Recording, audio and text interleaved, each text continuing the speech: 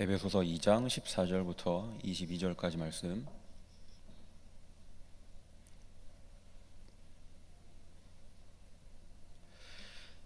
찾으셨으면 함께 읽겠습니다. 시작. 그는 우리의 화평이신지라 둘로 하나를 만드사 원수된 것 곧 중간에 막힌 담을 자기 육체로 하시고 법조문으로 된 계명의 율법을 폐하셨으니 이는 이 둘로 자기 안에서 한 새 사람을 지어 화평하게 하시고 또 십자가로 이 둘을 한 몸으로 하나님과 화목하게 하려 하심이라. 원수된 것을 십자가로 소멸하시고 또 오셔서 먼 데 있는 너희에게 평안을 전하시고 가까운 데 있는 자들에게 평안을 전하셨으니 이는 그로 말미암아 우리 둘이 한 성령 안에서 아버지께 나아감을 얻게 하려 하심이라. 그러므로 이제부터 너희는 외인도 아니요 나그네도 아니요 오직 성도들과 동일한 시민이요 하나님의 권속이라. 너희는 사도들과 선지자들의 터 위에 세우심을 입은 자라. 그리스도 예수께서 친히 모퉁이 돌이 되셨느니라. 그의 안에서 건물마다 서로 연결하여 주 안에서 성전이 되어가고 너희도 성령 안에서 하나님이 거하실 처소가 되기 위하여 그리스도 예수 안에서 함께 지어져 가느니라. 아멘. 말씀드렸던 것처럼 수요일 오전에 좀 급하게 목사님께서 연락을 받으시고 출국을 하시게 됐습니다. 그래서 좀 갑작스럽게 오늘 제가 설교를 준비를 하게 됐는데요. 2부 예배 시간에는 우리 교회를 개척하셨던 이석종 목사님께서 오셔서 말씀을 전해 주십니다. 가시면서 1부 예배 설교를 해야 된다고 그러시길래 일단은 뭐 부담이 많이 됐습니다. 갑자기 이번에 갑작스럽게 좀 맡게 되다 보니까 아무 생각 없이 있다가, 그래서 청소년 교회 설교를 제가 순서대로 하고 있거든요. 지난번에 제가 설교할 때 사무엘상 2장을 했는데 또 마침 그 순서가 대략 그 정도가 됐습니다. 창세기부터 해가지고 구약을 이제 역사 순으로 이제 사건 순으로 계속해서 와 오고 있었는데 또 그 전까지 해서 룻기를 마쳤고 사무엘상을 들어갈 시점에 제 차례가 돼서 또 사무엘상 말씀을 가지고 말씀을 전했는데, 그래서 그러면은 뭐 다시 한번 그 순서 원래 하던 대로 맞춰서 하면 되겠나라고 생각을 했더니 이번 주는 그 중고등부 애들이 2부 예배를 드리게 얘기가 됐습니다. 그래가지고 애들이 없잖아요. 거기를 해야 되는데, 그래서 다른 데를 해야 되겠구나 하면서 준비를 하게 됐습니다. 여러 가지로 좀 부담스럽고 그랬는데 생각을 해보니까 40주년 기념주일이고 그래서 뭐 더 부담이 되기도 하고 그랬는데, 또 한편으로는 그런 생각을 했습니다. 나에게 올 것이 왔구나. 그래서 제가 1983년도부터 성산교회를 나오기 시작을 했습니다. 아시는 분들도 계시겠지만 아주 어릴 때부터 교회 나오기 시작을 했습니다. 그래서 이 자리에 또 오늘 같은 날 제가 설교를 뭐 일부 예배만이긴 합니다만 맡게 된 것이 어떻게 보면 당연한 일이다. 당연히 올 것이 나에게 왔다. 예, 농담이었고요. 상당히 영광스럽고 감격스러운 자리입니다. 다른 때보다 좀 더 특별한 자리인 것 같습니다. 본래 우리의 것이 아닌 게 우리나라로 들어오게 되면, 그러니까 우리나라에서 유래한 개념이 아니라 주로 외국에서 유래한 개념이 우리나라로 들어오게 되면 그 본연의 의미와는 좀 다르게 이해되는 것들이 있습니다. 귤화위지라는 고사성어가 있는데 귤이 회수를 건너가면 뭐 탱자가 된다, 그런 얘기입니다. 역사나 문화적인 배경이 다른 데서 연유하기 때문에 분명히 다른 그런 문화, 다른 역사를 가진 지역으로 하나가 건너가게 되면 그 차이 때문에 어쩔 수 없이 그 기본적인 개념이라는 것이 온전하게 전해지는 경우는 별로 없는 것 같습니다. 그리고 특별히 제가 생각할 때 우리나라에 들어온 여러 가지 외래 사상들 중에서 많은 사람들에게 가장 오해되고 있는 부분이 있다면 개인주의라는 것입니다. 개인주의를 영어로 인디비주얼리즘이라고 합니다.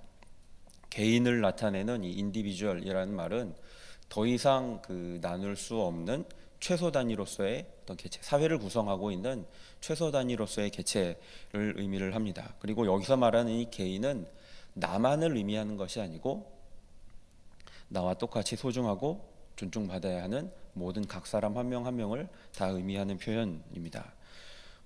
보통 개인주의는 이기주의보다 조금 더 나은 수준으로, 그리고 소극적인 의미에서 남에게 피해만 주지 않고 사는 정도로 이해가 됩니다. 하지만 정확한 의미의 개인주의는 그렇지가 않습니다. 내가 소중하고 존중받아야 하는 것만큼 다른 사람도 똑같이 존중하고 배려하는 것까지를 포함하는 그런 개념입니다. 그리고 이 개인주의라는 말이 특별히 좀 오용되는 경우를 사실 설교 시간을 통해서 많이 겪게 됐습니다. 담임 목사님이 그런 말씀을 하셨다는 게 아니고 TV를 통해서나 아니면 제가 신학교 다니면서 채플 시간에 여러 목사님들 오셔서 설교를 들을 기회가 있었는데, 가만히 보면 이 개인주의라는 것을 그런 식으로 많이들 이해를 하고 계신 것 같았습니다. 그러니까 자기중심적이고 남을 배려하지 않는 그런 모습, 또 그런 신앙의 모습을 개인주의적이라고 비판하는 내용이 대부분이었습니다만, 사실 엄밀히 말하면 그것은 이기적인 거라고 볼 수 있는 거지, 제가 말씀드렸던 개인주의적이다라고 하기는 조금 곤란한 부분입니다. 말씀드린 대로 이 개인은 나뿐만이 아니라 남도 포함하는 그 개념이기 때문에 그렇습니다. 그렇지만 이 개인주의적인 신앙이 좀 분명한 의미에서 비판받는 부분이 있습니다. 이 사람 때문에 오늘날 신앙이 개인주의화되었다라고 비판을 받는 사람이 한 명이 있습니다. 누구냐면 바로 마틴 루터입니다. 종교개혁자 마틴 루터입니다. 그 초대교회부터 이 중세시대까지 기본적으로 구원은 공동체적인 개념이었습니다. 그리고 이런 전통이 여전히 유지되고 있는 카톨릭 같은 경우엔 가시적인 부분을 강조하기 때문에 교황권이라든가 교회의 권위라든가 이런 것들이 굉장히 많이 강조가 됩니다. 오늘날에도 이 교회의 권위는 사실 굉장히 막강합니다. 다만 지금은 이것을 예전처럼 막 휘둘러대지 않아서 그렇지 기본적으로 교회가 갖고 있는 권위는 대단합니다. 실질적인 부분에서 정부보다도 교회가 더 사람들의 생활에 영향을 끼쳤던 15세기, 16세기까지만 하더라도, 그리고 사실 종교개혁 이후로도 꽤 오랫동안 그 사람들에게 있어서 교회가 내리는 징계만큼 무서운 게 없었습니다. 왜냐하면 이 가톨릭 교리상 구원은 교회를 통해서만 가능하기 때문에 그렇습니다. 가장 큰 징계라고 한다면 출교, 파문 이런 것들이 있습니다. 세계사를 통해서 보면 교황으로부터 파문을 받고 교황에게 찾아가서 석고대죄했던 황제들의 이야기를 몇 명 찾아볼 수가 있습니다. 왜냐하면 출교당하고 파문당하면 이 사람은 구원을 못 받습니다. 가톨릭 교리상 그렇게 됩니다. 그렇기 때문에 어쩔 수 없이 찾아가서 그걸 철회해 주십시오, 다시 받아주십시오, 교회의 일원이 되게 해 주십시오라고 빌 수밖에 없는 겁니다. 또 이보다 좀 약한 거로는 성찬식에 참여하지 못하게 하는 그런 징계도 있습니다. 어떻게 생각하실지는 모르겠지만 죄송합니다. 이게 굉장히 좀 파급력이 있는 그런 징계입니다. 특별히 평민이 아니라 귀족에게 이런 징계가 내려진다고 하면 사실 굉장히 좀 수치스러운 부분이 있습니다. 생각을 해보면 우리 집에서 그 일을 해주고 또 내 아이에게 속해 있는 어떤 영주에게 속해 있는 땅에서 농사를 지어서 나에게 갖다 바쳐주고 이렇게 먹는 사람들은, 이렇게 사는 사람들은 성찬에 참여를 하는데 그 귀족이, 영주가 성찬에 참여하지 못한다. 이거는 굉장히 부끄러운 일이죠. 그런데 당시에는 단지 교회가 이렇게 사람들의 생활에만 영향을 미치는 정도가 아니라 말씀드렸던 대로 구원이라는 것 자체가 교회를 통해서만 가능한 것이었기 때문에 그 권위가 어느 정도였는가 하는 것에 대해서는 우리가 충분히 생각을 해볼 수가 있습니다. 자, 그런데 여기에 대해서 개혁을 일으킨 사람이 바로 마틴 루터입니다. 그리고 종교개혁 이후로 점차 이제 교회의 권위가 조금씩 떨어져 가게 됐고 구원을 위한 개인적인 고백으로서의 신앙의 비중이 굉장히 커졌습니다. 물론 뭐라고 해도 신앙에서 가장 중요한 부분은 나와 하나님과의 관계입니다. 내가 하나님과 어떤 관계를 유지하고 있는가, 그리고 그 관계를 위해서 얼마나 노력하고 있는가 하는 것이 신앙의 가장 기본적인 출발점입니다. 하지만 그게 다는 아닙니다. 신앙생활이라는 것은 공동체 안에서만 가능한 것이고 또 그렇게 할 때만 의미를 갖게 됩니다. 마태복음 16장에는 베드로의 신앙 고백이 나옵니다. 주님은 그리스도시고 살아계신 하나님의 아들입니다 라는 베드로의 신앙 고백이 나옵니다. 그런데 이 고백 뒤에 예수님께서 이렇게 말씀을 하십니다. 마태복음 16장 18절 말씀 함께 읽겠습니다. 시작. 너는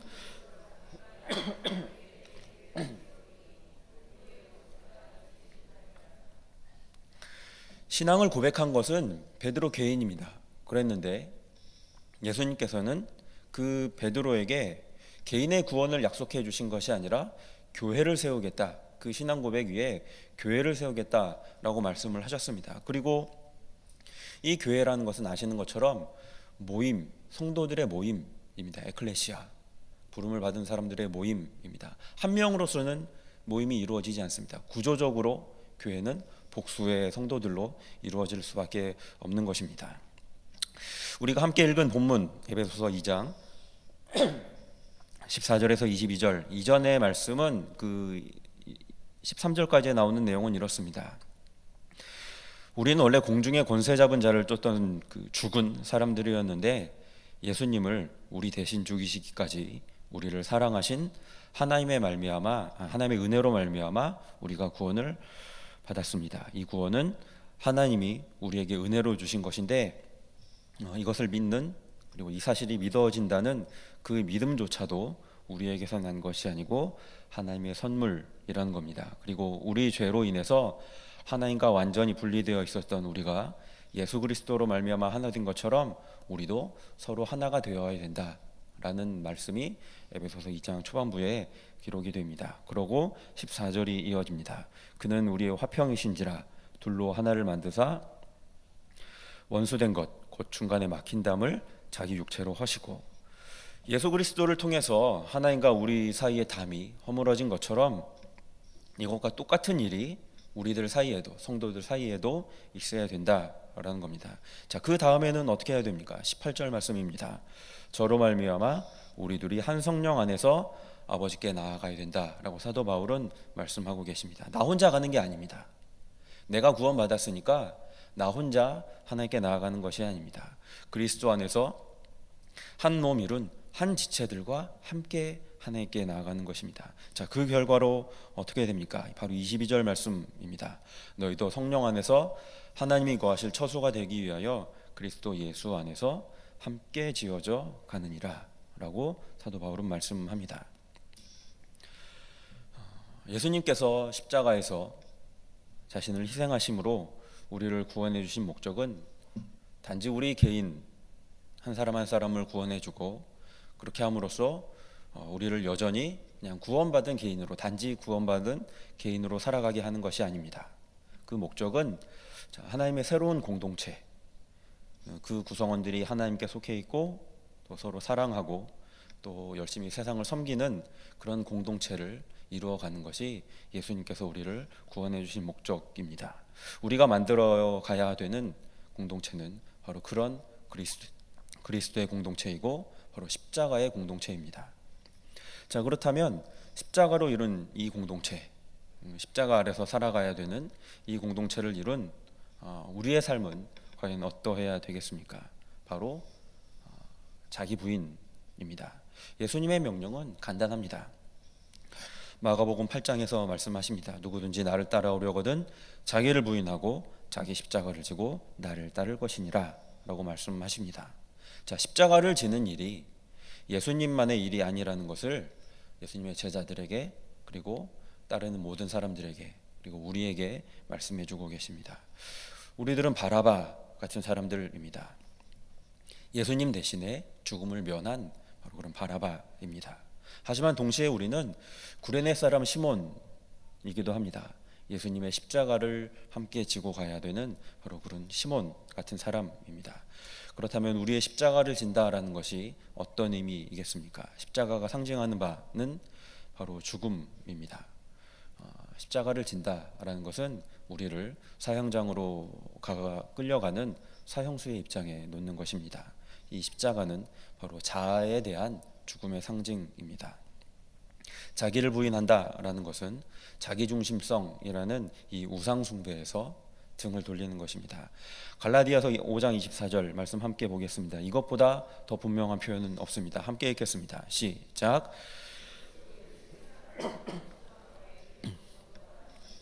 십자가에 못 박고.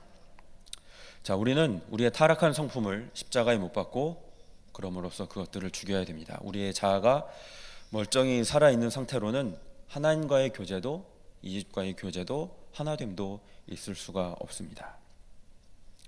자, 그런데 우리가 죽이고 버려야 될 것은 단지 이런 타락한 성품만이 아닙니다. 때때로 하나님은 우리에게 비록 그 자체가 잘못된 것은 아니라 할지라도, 그것이 죄는 아니라 할지라도 때로는 그것이 우리의 당연한 권리라고 할지라도 우리를 향한 하나님의 뜻을 행하는 데 방해가 되는 것들을 부정할 것을 요구하십니다.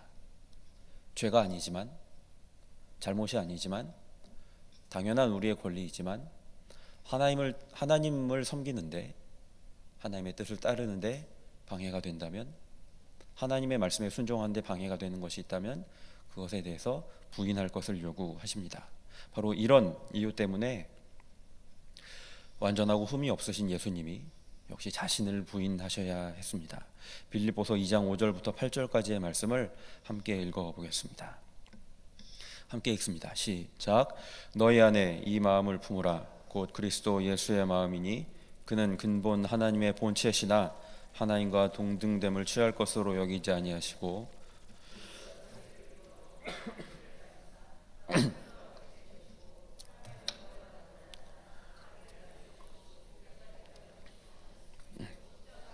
죽으심이라. 아멘. 예수님은 자기 자신을 하나님과 동등됨을 취할 것으로 여기지 않으셨습니다. 누려야 될 당연한 권리를 누리지 않으셨습니다. 예수님은 영원한 하나님과 동등하시고 또 마찬가지 하나님이십니다. 그러나 예수님은 이 권리에 집착하지 않으셨습니다. 도리어 자신을 비우고 영광을 버리셨습니다.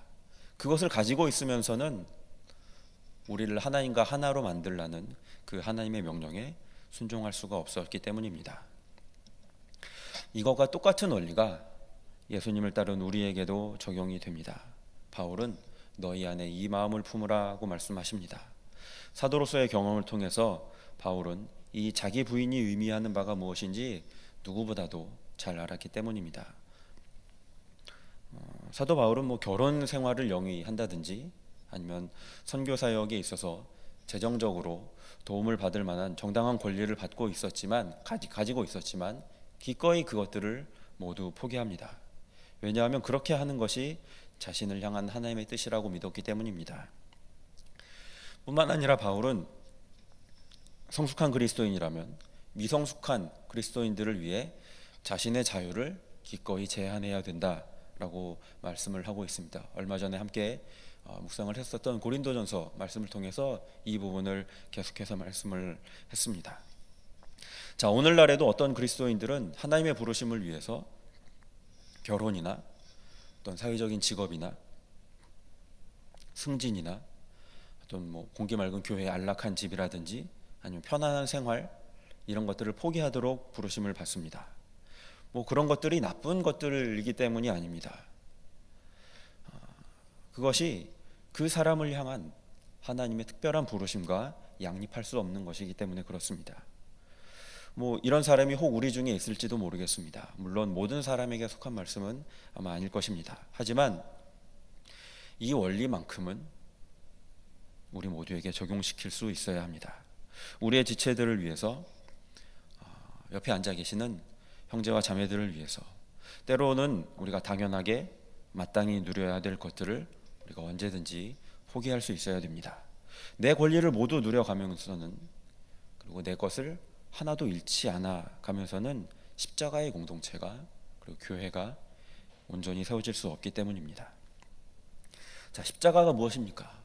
바로 예수님의 자기 부인입니다.